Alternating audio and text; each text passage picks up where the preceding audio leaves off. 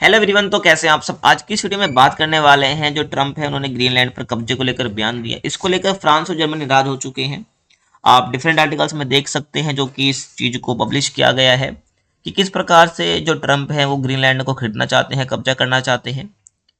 लेकिन जो European union की कंट्री है, जो यूरोपियन यूनियन है एक संघ है 27 देशों का, जितनी भी कंट्री हैं वो इस बात को लेकर जो इनका बयान है इसको काउंटर कर रहे हैं, नाराजगी दिखा रहे हैं कि कोई भी सीमा नहीं बदल सकता है और यूरोपियन यूनियन किसी को अनुमति नहीं देता है कि हमला करके जाके वो उसे खरीद ले।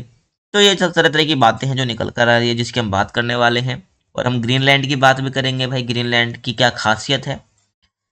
तो चलिए बिना टाइम वेस्ट के स्टार्ट करते हैं आज के इस वीडियो को। देखिए, जो ट्रम्प है चुनाव जीतने के बाद यानी कि दिसंबर में, यानी कि पिछले महीने में उन्होंने कहा है कि अभी भी ग्रीनलैंड को खरीदना चाहते हैं। ठीक है। और आपको पता होगा जो ट्रम्प है वो तरह तरह के बयान देते रहते हैं अपने पड़ोसी देशों को लेकर, सहयोगियों को लेकर।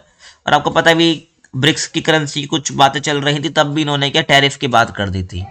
ठीक है, अगर ब्रिक्स के देश करेंसी लागू करते हैं ना अपनी, तो उनको 100% टैरिफ देना पड़ेगा।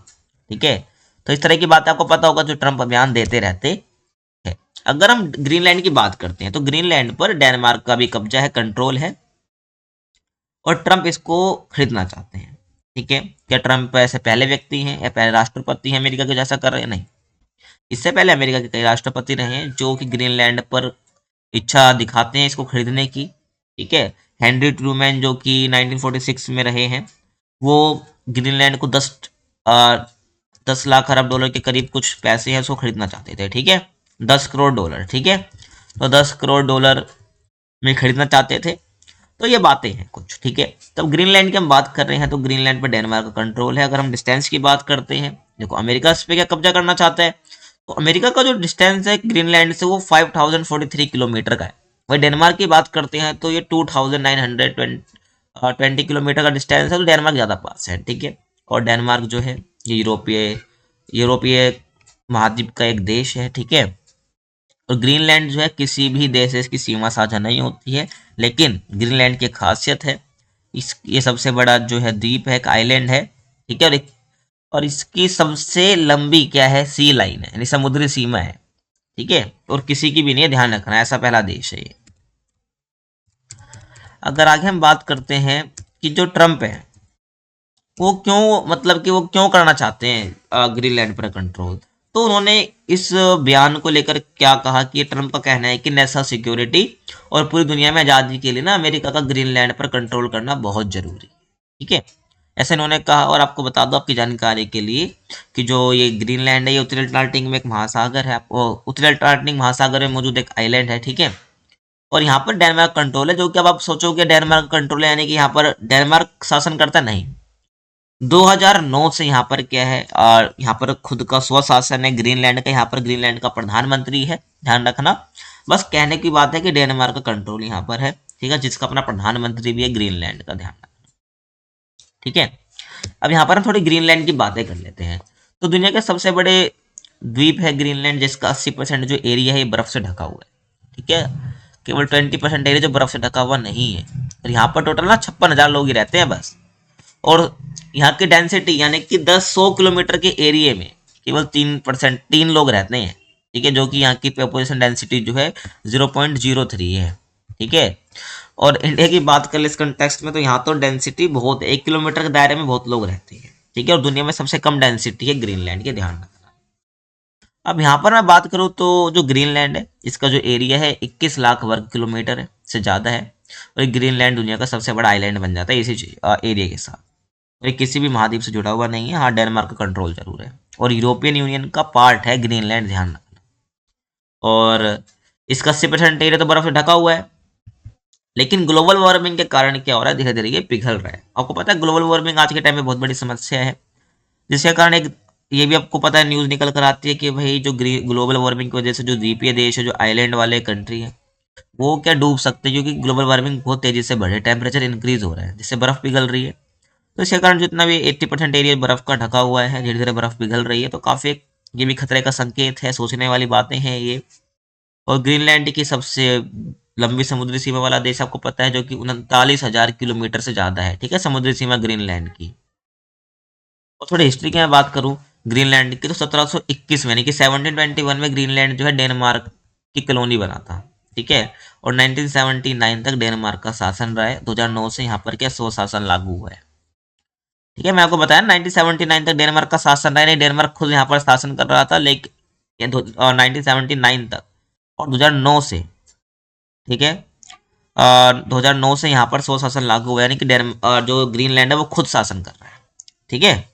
यहाँ पर खुद का प्रधानमंत्री है ग्रीनलैंड के लोगों का, समझ आया। और यहाँ के जो लोग हैं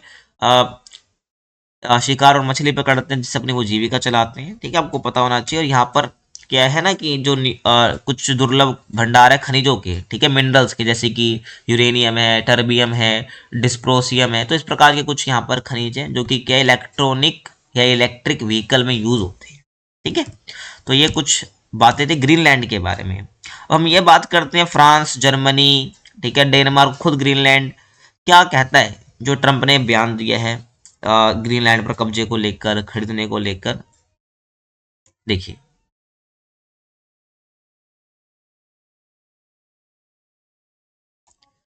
अब जो फ्रांस के विदेश मंत्री यानी कि फॉरेन मिनिस्टर है, ठीक है, जीन नोएल बैरोट, इन्होंने कहा कि चाहे कोई भी देश हो, उसे यूरोपियन यूनियन के किसी भी देश और उसकी जो सीमाएं हैं, टेरिटरी, उस पर हमला करने की अनुमति नहीं दी जाएगी, ठीक है। और वो कहते हैं कि हम जो यूरोपियन यूनियन है ना, और जो यूरोप है बेसिकली, वो एक मजबूत महाद्वीप है, यानी कि कॉन्टिनेंट है, एक शक्तिशाली कॉन्टिनेंट है, कोई भी हमला नहीं कर सकता है, ठीक है, सीमा पर एंटर नहीं कर सकता है, ऐसे ही, ठीक है, तो ध्यान रखना। अब फ्रांस और जर्मनी जो है उन्होंने क्या है भाई ऐसा ना करने की चेतावनी दी है डोनाल्ड ट्रंप को, क्योंकि जो डोनाल्ड ट्रंप है ग्रीनलैंड पर कब्जा करने की धमकियां बार बार देते रहते हैं और दे रहे हैं, ठीक है, समझ आ गया। अब जो डेनमार्क के विदेश मंत्री है लार्स लोक के रामसुसेन, उन्होंने भी ट्रंप के बयान को लेकर कहा है कि यदि ग्रीनलैंड के लोग चाहे तो वो आजाद हो सकते हैं, ठीक है, लेकिन वो किसी भी हाल में अमेरिका का राज्य तो नहीं बनेगा, ठीक है, ध्यान रखना। और जो राम सुसेन यानी जो विदेश मंत्री है डेनमार्क के, जो डेनमार्क का कंट्रोल है ग्रीनलैंड पर, तो जो डेनमार्क की राजधानी है कोपेनहेगन में उन्होंने किंग के साथ जो है इस मुद्दे पर बातचीत भी करी थी। अब जो ग्रीनलैंड के विदेश मंत्री हैं वो खुद क्या कहते हैं, वो कहते हैं भाई अमेरिका की जो सुरक्षा चिंता है वो जायज है, ठीक है। अब लेकिन जो डेनमार्क के विदेश मंत्री हैं वो कहते हैं कि हम पूरी तरह मानते हैं कि ग्रीनलैंड की जो अपनी महत्वाकांक्षा, अपनी इंपॉर्टेंस है, उनकी अपनी इच्छाएं हैं, लेकिन यदि वे साकार हो जाती हैं तो ग्रीनलैंड आज़ाद हो जाएगा। लेकिन अमेरिका के ग्रीनलैंड को अपना बनाने की जो इच्छा है ना, ये शायद ही पूरी होगी, ये तो नहीं हो सकता, ठीक है ना। तो ऐसे ऐसे बयान इन्होंने दिए हैं जो कि ट्रंप को काउंटर करते हैं उनके बयान को। अब जर्मनी क्या बोलता है इसको लेकर, इसकी भी हम बात कर लेते हैं।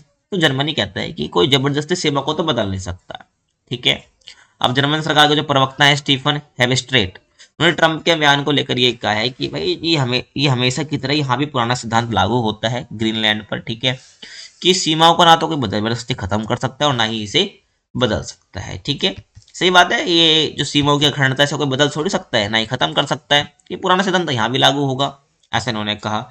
और जर्मन चांसलर जो है ओलाफ सोल्ज, इन्होंने भी इस मामले को लेकर कहा कि सीमाओं की अखंडता का सिद्धांत हर देश पर लागू होता है, चाहे वो पूर्व का देश हो चाहे वो पश्चिम का हो, ठीक है।